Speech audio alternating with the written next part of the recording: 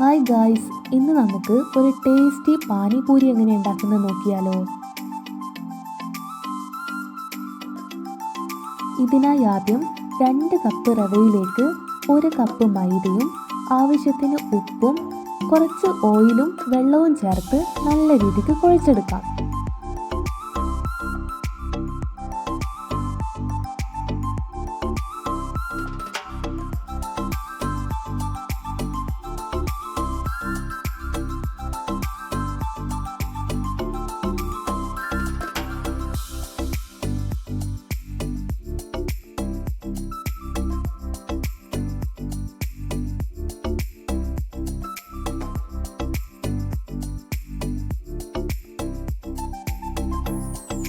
ഇനി നമുക്ക് ഒരു നനഞ്ഞ ക്ലോത്ത് യൂസ് ചെയ്തിട്ട് ഡോ ഒന്ന് കവർ ചെയ്ത് വെക്കാം. ഒരു അരമണിക്കൂർ നേരത്തേക്ക് റെസ്റ്റ് ചെയ്ത് വെക്കണം.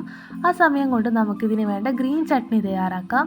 അതിനായി ഒരു പിടി മല്ലിയില, പുതിനയില, 2 പച്ചമുളക്, ഒരു കഷ്ണം ഇഞ്ചി, ആവശ്യത്തിന് ഉപ്പ്, ഒരൽപ്പം നാരങ്ങാനീരും വെള്ളവും ചേർത്ത് നന്നായി ഒന്ന് അരച്ചെടുക്കാം.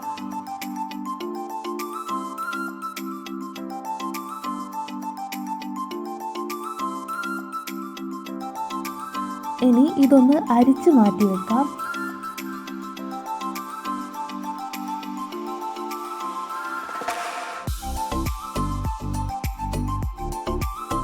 ഇനി ഇതിലേക്ക് ഒരു അരക്കപ്പോളം പുളിവെള്ളം ചേർത്ത് കൊടുക്കാം.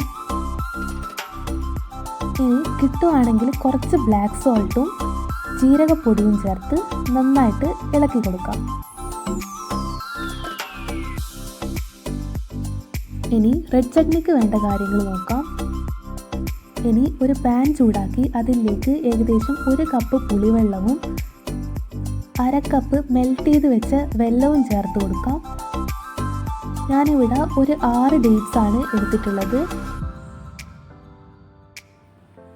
ഇനി എരിവിനാവശ്യമായ മുളക് പൊടി, ജീരകപ്പൊടി, കുറച്ച് ഉപ്പ് എന്നിവ ചേർത്ത് നല്ല രീതിയിൽ ഇളക്കി ഒരു 5-6 മിനിറ്റ് ഒന്ന് വേവിച്ചെടുക്കണം. എരിവും മധുരമൊക്കെ നിങ്ങളുടെ ടേസ്റ്റിനനുസരിച്ച് ഒന്ന് ബാലൻസ് ചെയ്ത് ചേർത്ത് കൊടുക്കുക.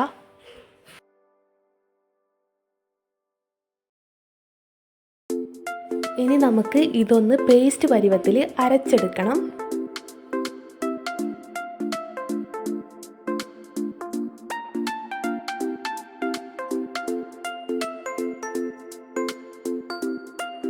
അങ്ങനെ നമ്മുടെ റെഡ് ചട്നി ഇവിടെ റെഡി ആയിട്ടുണ്ട്. ഇനി നമുക്ക് മറ്റൊരു പാത്രത്തിൽ 2 പുഴുങ്ങി ഉടച്ച് വെച്ച ഉരുളക്കിഴങ്ങ്, ആവശ്യത്തിന് കടല, അരിഞ്ഞു വെച്ച ഉള്ളി എന്നിവ ചേർത്ത് കൊടുക്കാം.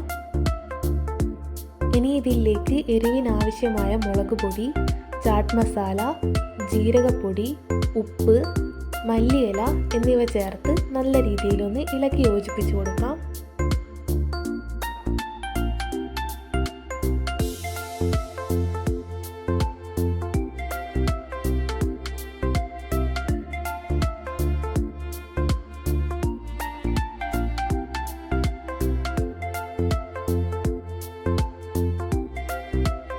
അപ്പോഴത്തേക്കും നമ്മളെ പൂരിയുടെ ബാറ്റർ നല്ല സെറ്റായി വന്നിട്ടുണ്ട്.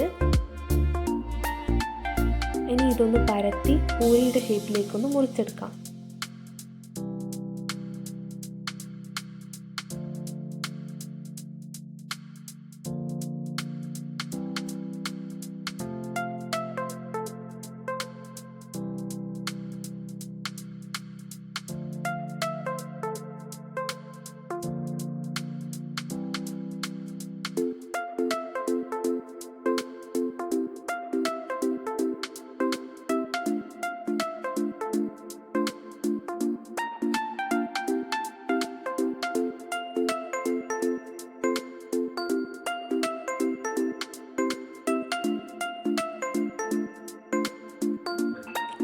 ഇനി നമുക്ക് ഒരു പാനിൽ കുറച്ച് എണ്ണ ചൂടാക്കി നമ്മുടെ പൂരിയൊക്കെ ഒന്ന് വറുത്ത് കോരിയെടുക്കാം.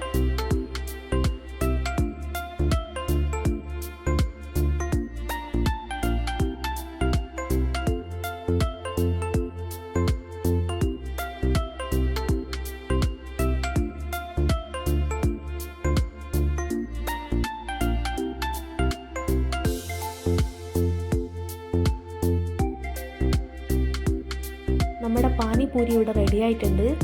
ഞാൻ കഴിച്ചതിൽ വെച്ചിട്ട് എനിക്ക് ഏറ്റവും ഇഷ്ടപ്പെട്ട പാനിപൂരിയുടെ റെസിപ്പിയാണ് ഞാനിവിടെ ഷെയർ ചെയ്തത്.